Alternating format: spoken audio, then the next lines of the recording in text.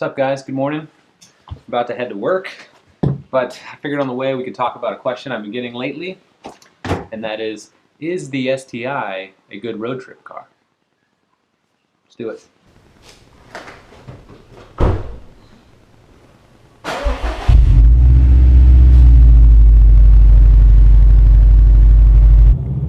Time for a pull.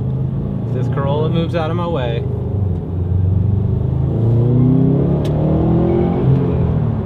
That's all we got. Corolla's there. So what is up, dudes? As some of you may know, I just got back from my Pittsburgh trip. What you may not know is that I actually drove to West Virginia and back earlier this week too.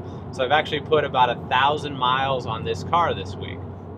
For those of you that are new to the channel, this car is a 2016 WRX STI base model. Up until this point, it's only got, right now it has almost 8,000 miles on it. Up until this point, I haven't spent a whole lot of time driving this car on kind of the like highway-ish, type of driving. Most of the time it's been, just back and forth to work, back road driving, that sort of, just kind of around town sort of stuff.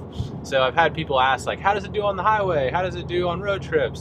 So today we're going to talk about, how did it do? I put 1,000 miles on it, and most of those miles were highway miles. So today, let's just kind of go over how I felt about it and how the car did. First things first, a little bit of housekeeping. The car averaged roughly 23 miles per gallon.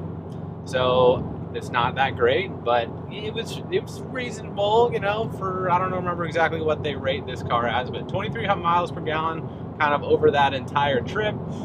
Keep in mind that some of those miles were kind of mountainy highway miles. So when driving to West Virginia, it's highway, but there's a lot, the topography is very hilly. It's similar in Pittsburgh, actually. The car's under load a lot going up and downhill, etc. So 23 miles per gallon. The car itself had zero issues, not a single complaint out of the car, no scares, no nothing. It just did everything I needed it to do, got me to all of those places and back home, no issues. So is this car good at road tripping? I mean, it does some things very well, and it does other things that are, annoying, and to some people probably immediately counts this car out as something that you'd want to spend hours in on the road. So basically all of my trips were roughly 4 hours in length. So, 4 hours from my house to West Virginia, 4 hours from my house to Pittsburgh. Obviously have to return from both of those places. So I spent about 4 hours ish in the car every day, kind of highway, just cram down the highway as fast as possible. So let's talk about some of the pros and cons, and you guys can decide whether it's something that is worth driving on your road trips. So biggest complaint, obviously, and people know this about Subarus probably in general, but especially the WRXs, road noise. The tires are loud. The car itself does not have that much wind deadening, sound deadening, whatever you want to call it. So at highway speeds, this thing is freaking loud.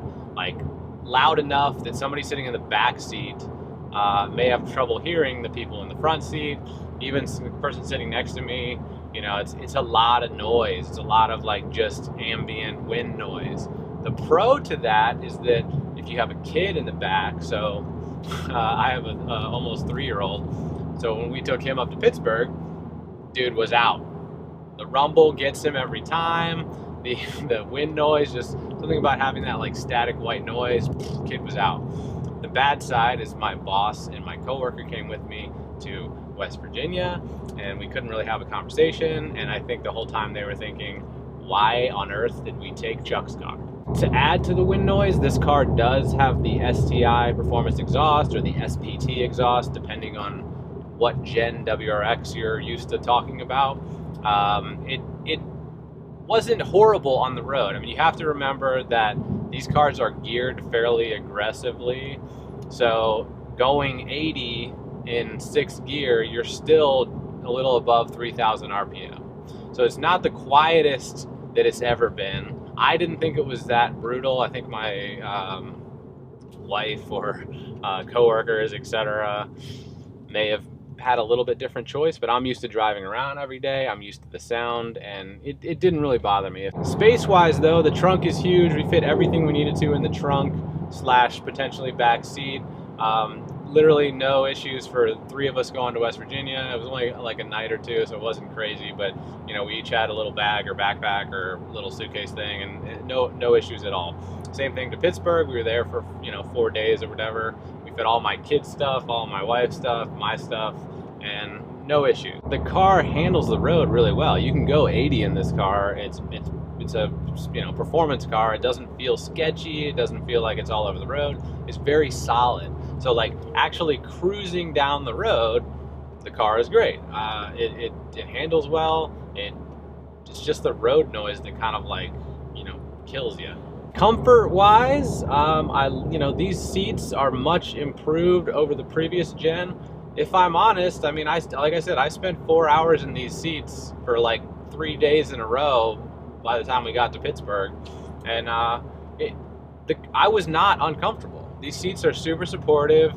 They do hug you fairly well, but they're super supportive. I didn't feel like I was having any comfort problems. I didn't hear any complaints from anybody else. So I think comfort-wise, it's fine. Obviously, it's an STI. It had plenty of power for highway stuff, passing people up and down hills, etc. The thing that's cool about it is when we go into West Virginia, you're going on these like mountain highways. Plus, sometimes you get on like random back roads. This is the car or one of the cars you'd like to have when you're on the random back roads. The whole like rental Sebring, Chrysler Sebring or whatever you might rent is probably not going to do that well. This car was fun and exciting by the time we got to those roads.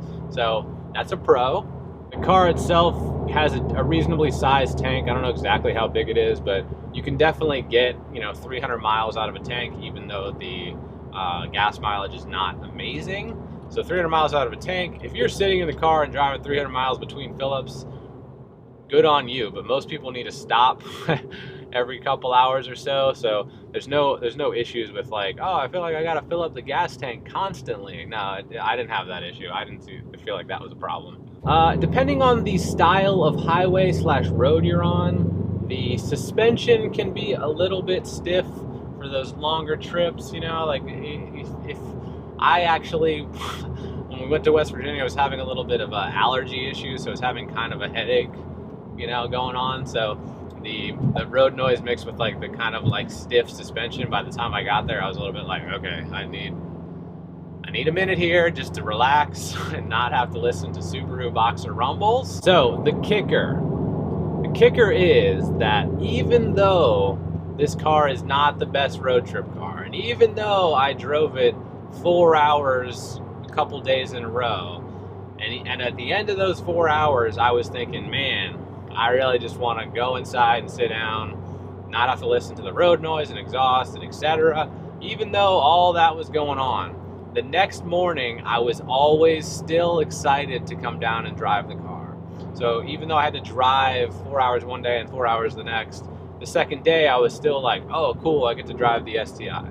So that's a sign to me of it's worth it. It's worth dealing with some of the headaches, some of the little like quirks to the car, the fact that yes, it's got a little road noise, maybe the exhaust is a little bit rumbly, but I love the car enough and I love driving it enough that I quickly forget about that stuff. So yeah, if you guys have any questions at all about what the car did or how it performed on the road trip or just in regular life, please ask me. That's why we're here. We have a dialogue. We can talk to each other and make friends and just discuss Subaru / car things. So I appreciate you guys watching. I hope it was a little bit informative and kind of helped you understand what this car does and how it acts on the road. And yeah, I got the lip in for it, so we're gonna be doing a lip install soon. If you remember, we did just buy a Forester XT. It's the new one. It's like a refresh. But yeah, we're gonna do a video talking about all the cool new features and kind of my initial thoughts and all that jazz. So stick around. I really appreciate you guys watching. Thanks again for the support on the Pittsburgh stuff and all the other videos that you guys are watching. I do appreciate it. A lot of kind words were said, and it makes me feel good that you guys are enjoying the content. Okay, happy to see you again. I got to get over before I miss my turn here, but I'll see you guys next time. Bye bye.